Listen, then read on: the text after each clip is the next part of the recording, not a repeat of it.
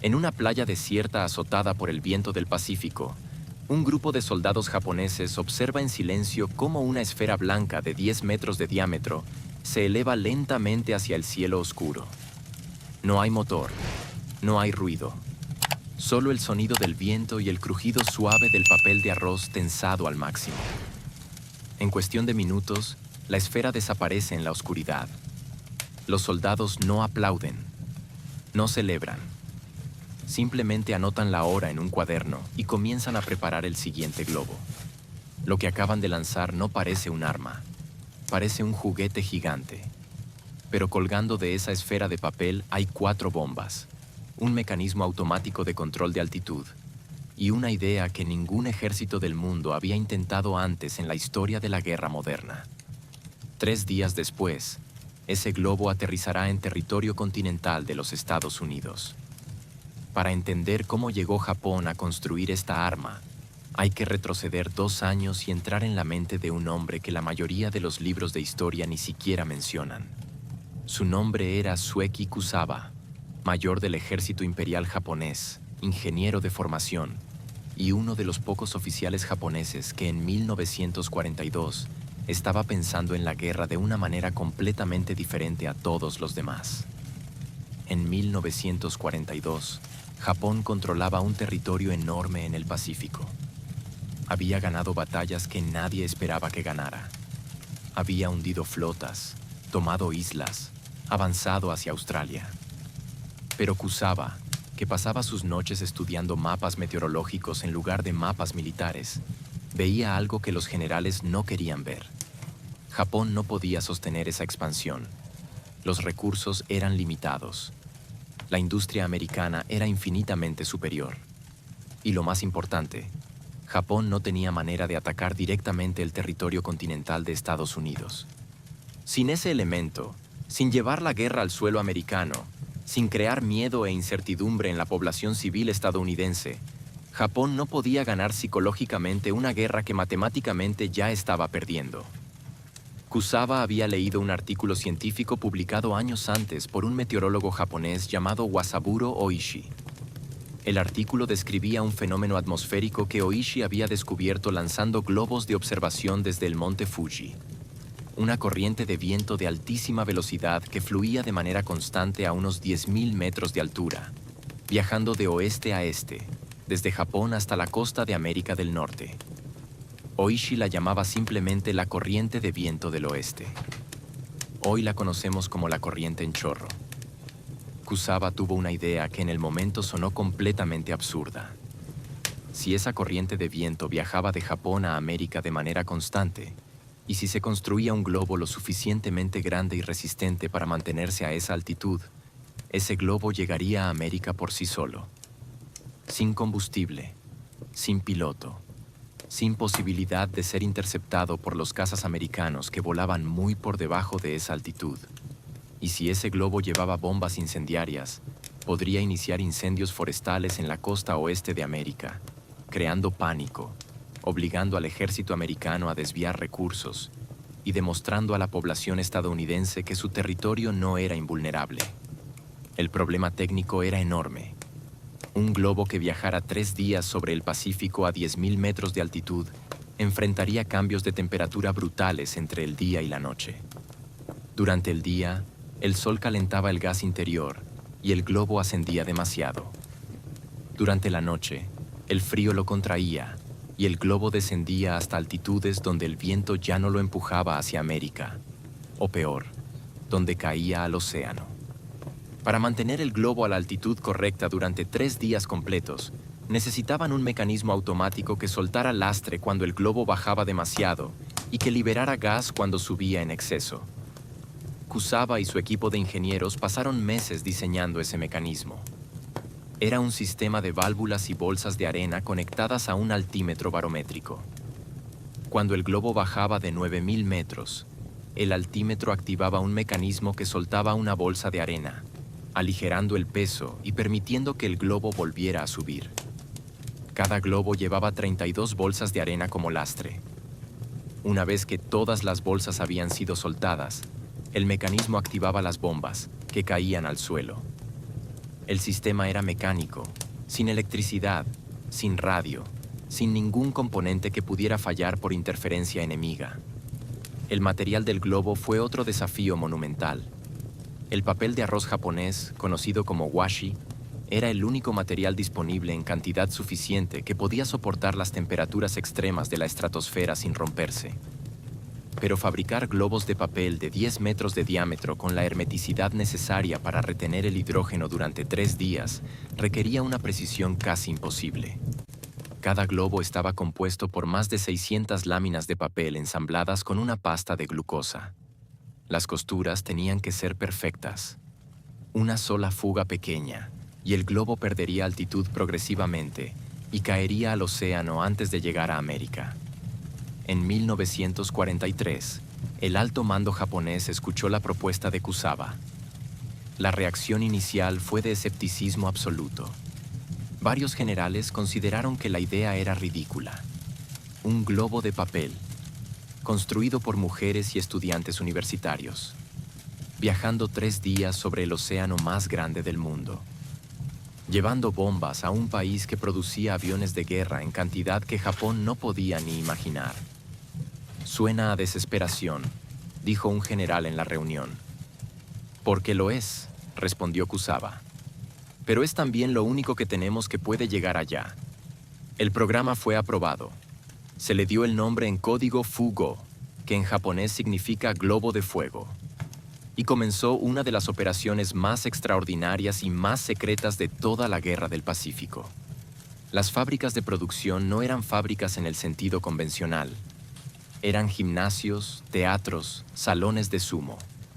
Espacios grandes y vacíos donde miles de mujeres japonesas, muchas de ellas estudiantes universitarias reclutadas para el esfuerzo de guerra, se sentaban en el suelo ensamblando láminas de papel una por una. No sabían exactamente para qué servían los globos que construían. Se les decía que era un proyecto de importancia nacional. Trabajaban en silencio, con una meticulosidad que impresionó a los ingenieros supervisores. Cada costura era revisada. Cada lámina era probada. El estándar de calidad era extraordinariamente alto, no por disciplina impuesta, sino porque las mujeres que los construían sabían que lo que hacían importaba, aunque no supieran exactamente por qué. A finales de 1944, la producción estaba en marcha. Los globos se lanzaban desde la costa del Pacífico japonés, principalmente desde la zona de Ibaraki, al norte de Tokio. Los lanzamientos se hacían de noche para aprovechar los vientos más estables y para reducir la posibilidad de que los aviones de reconocimiento americanos los detectaran. Cada noche se lanzaban entre 20 y 30 globos. El objetivo era lanzar 9.000 en total durante la temporada óptima de vientos, entre noviembre y abril. Lo que Kusawa no podía controlar era lo que pasaba al otro lado del Pacífico. Los globos viajaban 3 días en completo silencio, sin señales de radio, sin comunicación posible.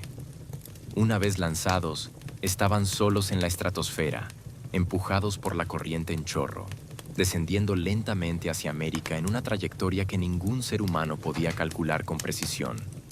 Algunos caerían en el océano. Algunos caerían en zonas deshabitadas. Y algunos caerían exactamente donde Japón esperaba que cayeran, aunque Japón nunca sabría cuáles habían llegado y cuáles no. Esa incertidumbre, ese silencio absoluto del otro lado del Pacífico, sería la perdición del programa. Pero en el invierno de 1944, mientras los primeros globos comenzaban a alcanzar la costa americana, Kusawa todavía tenía esperanza. Había construido un arma que funcionaba, un arma que nadie había visto antes. Un arma que viajaba en silencio a 10.000 metros de altura y que América, al menos por ahora, no sabía que existía. Lo que pasó en el otro lado del Pacífico durante los meses siguientes fue una historia completamente diferente. Una historia de secretos, de censura, de decisiones tomadas con la mejor intención y con las peores consecuencias. Y en el centro de esa historia, una tarde de domingo en un bosque de Oregón, un momento que nadie que lo vivió pudo olvidar nunca. Un ranchero llamado Max Ulmer estaba revisando su ganado cuando vio algo extraño caído en su campo. Era una masa de papel blanco, parcialmente quemado, con una estructura metálica adjunta y varios cables. Ulmer no sabía qué era. Llamó al sheriff local, que llamó al FBI, que llamó al ejército. En menos de 24 horas, un equipo de especialistas militares llegó a Wyoming, recogió los restos con guantes, los embaló cuidadosamente y los transportó a un laboratorio secreto en Washington. Era el primer globo Fugo recuperado en territorio americano. Los científicos que lo analizaron tardaron varios días en entender lo que tenían delante. El mecanismo de altitud era elegante y completamente inesperado. El papel de arroz era de una calidad extraordinaria, y las marcas en los componentes metálicos indicaban claramente fabricación japonesa. Cuando el análisis fue completado y el informe llegó al alto mando militar americano, la reacción fue simultáneamente de alivio y de alarma. Alivio, porque las bombas de ese primer globo no habían explotado correctamente. Alarma, porque si Japón había construido uno de esos globos, había construido miles. Y si miles de bombas incendiarias comenzaban a caer sobre los bosques de la costa oeste americana en pleno invierno seco, las consecuencias podían ser devastadoras. La decisión que tomó el alto mando americano en esos días fue, desde el punto de vista militar, completamente lógica. Desde el punto de vista humano, resultó ser una tragedia. La decisión fue el silencio total. El general Hap Arnold, comandante de las Fuerzas Aéreas del Ejército, reunió a los responsables de inteligencia y tomó una decisión que quedó documentada en las actas de la reunión con una claridad que décadas después resultaría perturbadora. Si Japón no recibe información sobre dónde caen sus globos, no puede corregir su trayectoria ni evaluar la efectividad del programa. Si Japón cree que el programa ha fracasado, lo cancelará. Por tanto, ninguna información sobre los globos debe llegar a los medios de comunicación. Ningún periódico. Ninguna emisora de radio. Ninguna mención en ningún lugar público. El sistema de censura voluntaria de prensa que Estados Unidos había establecido desde el inicio de la guerra fue activado con instrucciones específicas.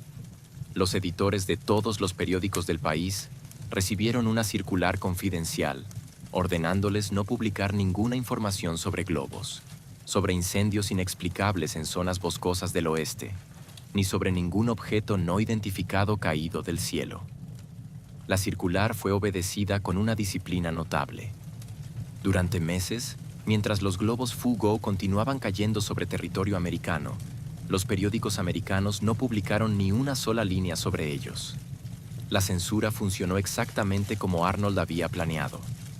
Japón, sin recibir ninguna confirmación de impactos, sin saber si sus globos llegaban o no, comenzó a dudar de la efectividad del programa.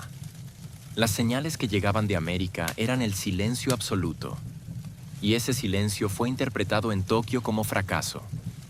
Pero la censura tenía un efecto secundario que nadie en el alto mando americano había considerado con suficiente seriedad. La población civil de los estados del oeste, los rancheros, los guardabosques, los excursionistas, los niños que jugaban en los bosques, no sabían que existían esos globos. No sabían que podían encontrar uno. No sabían que si encontraban uno no debían tocarlo. Durante el invierno de 1944 y la primavera de 1945, varios globos cayeron en zonas habitadas o semihabitadas de la costa oeste. La mayoría no explotó correctamente. Los que sí explotaron lo hicieron en zonas despobladas. Hubo incendios forestales pequeños en Oregon y Washington que los bomberos apagaron sin saber cuál había sido la causa.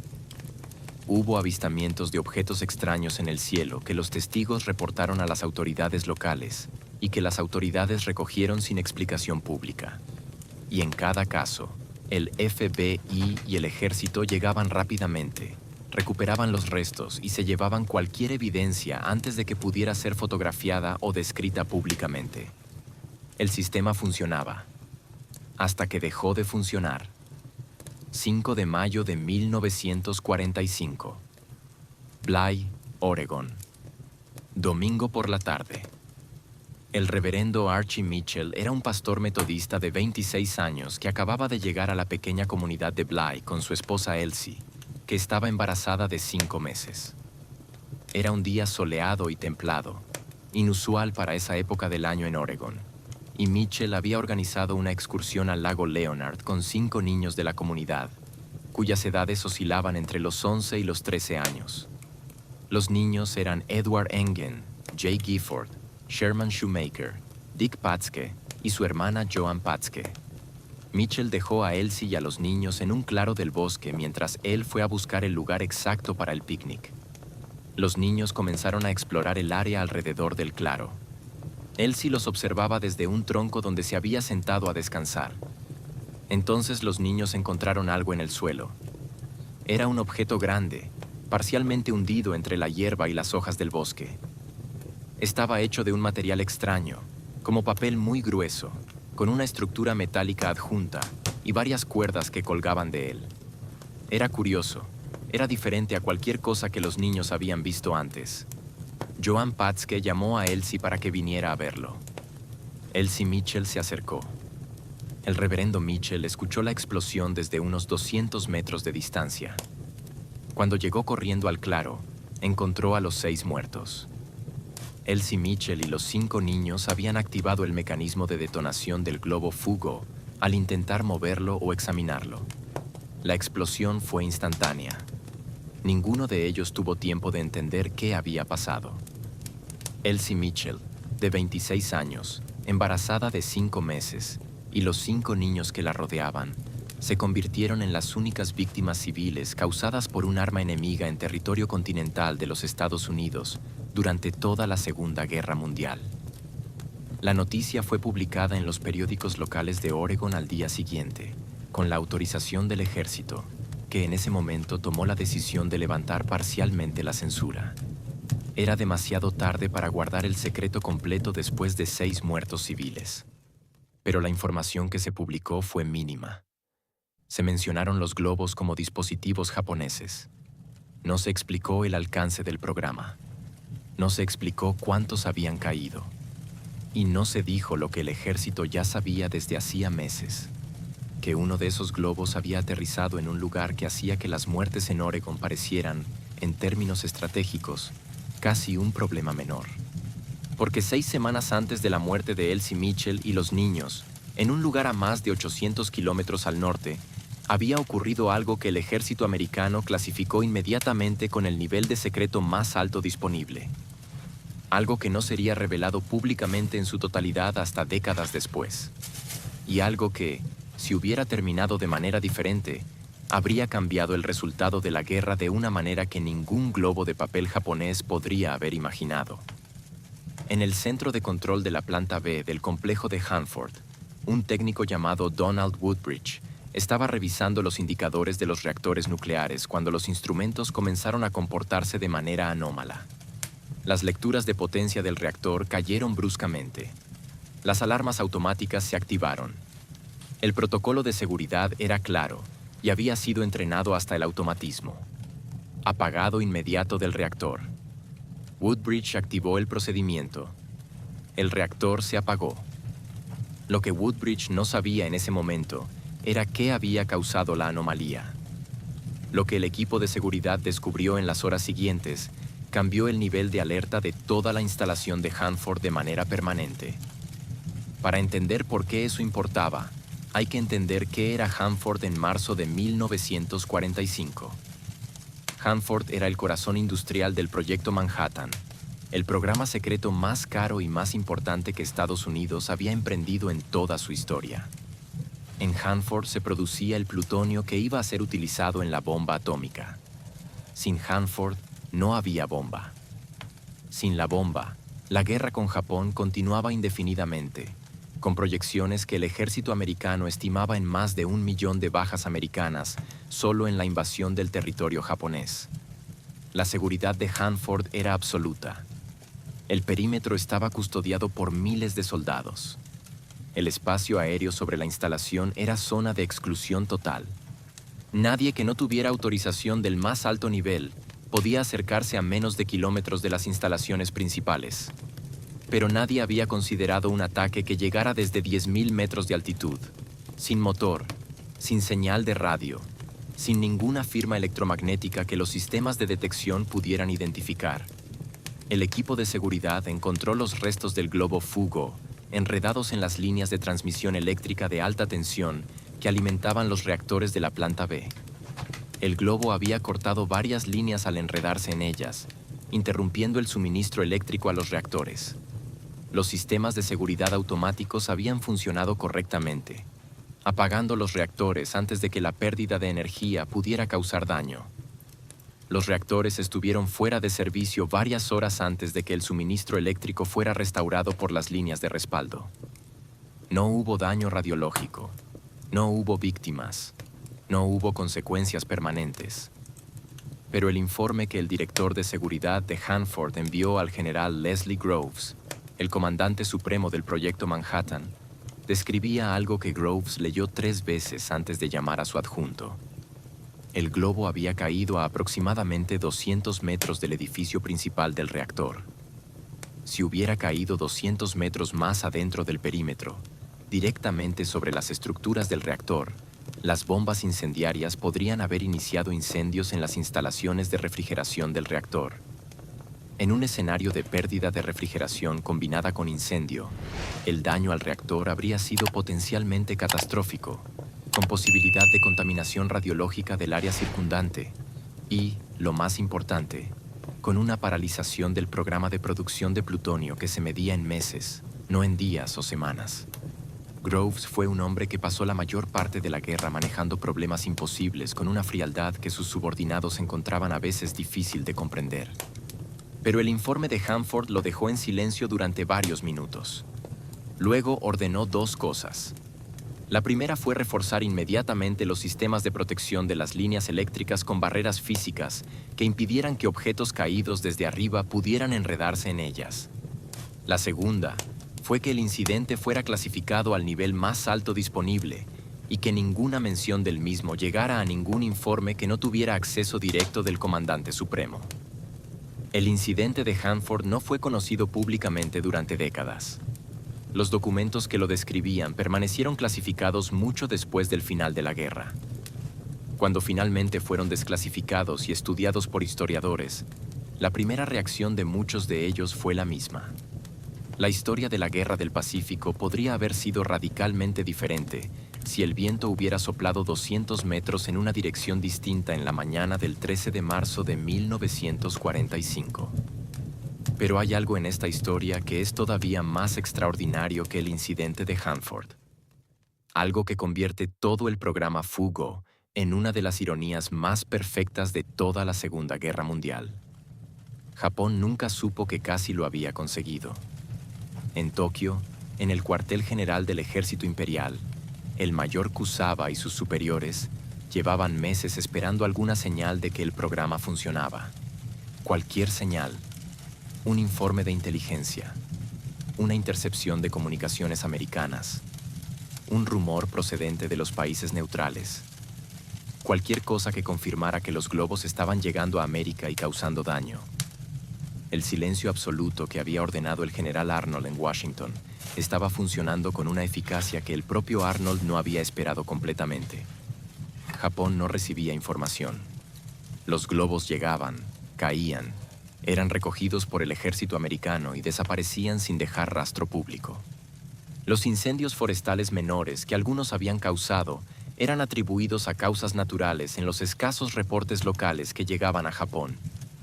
Y los 6 muertos en Oregon, la única noticia que se filtró, llegó a Japón de manera tan fragmentada y confusa que el alto mando japonés no supo interpretarla correctamente. En abril de 1945, el alto mando japonés tomó una decisión basada en esa ausencia total de información. El programa Fugo, concluyeron, había fracasado. Los globos no estaban llegando a América, o llegaban pero no causaban ningún efecto significativo. Los recursos empleados en producirlos, el papel, el hidrógeno, el trabajo de miles de mujeres y estudiantes, podían ser utilizados de manera más efectiva en la defensa del territorio japonés ante la invasión americana que todos sabían que era inminente. El programa Fugo fue cancelado en abril de 1945. En ese momento, de los 9.000 globos lanzados, aproximadamente 300 habían llegado a territorio continental americano.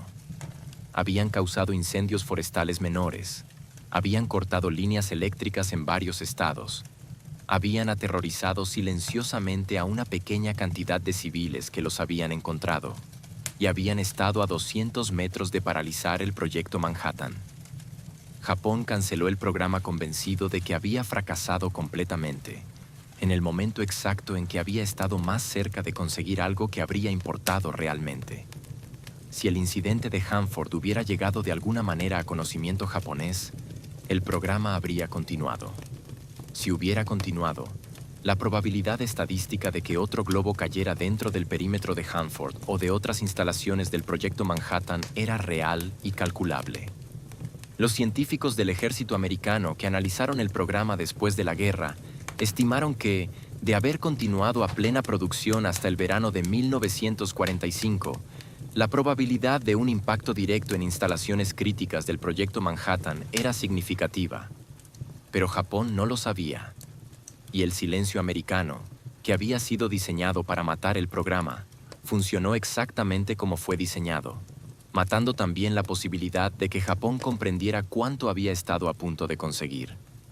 El mayor Sueki Kusawa sobrevivió a la guerra. En los años posteriores a la rendición japonesa, cuando los americanos comenzaron a estudiar el programa Fugo con detalle, Kusawa fue entrevistado extensamente por investigadores militares americanos.